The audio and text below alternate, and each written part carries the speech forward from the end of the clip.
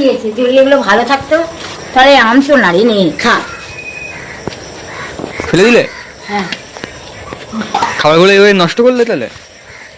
আর কি করা যাবে বল? এই যে কতগুলো খাবার এখানে পড়ে আছে। আর তুই খা, খা। সব করে খালে গাছগুলো তো বুঝছিস, এই ক্যাম্পা। জঘন্য জিনিস।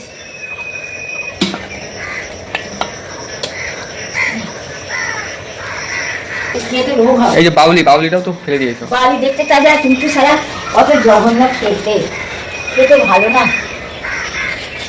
দেখতেই শুধু তাজা, খেতে বাজে। সব ফেলে দিলে এইভাবে? জানি সবই কি খারাপ ছিল?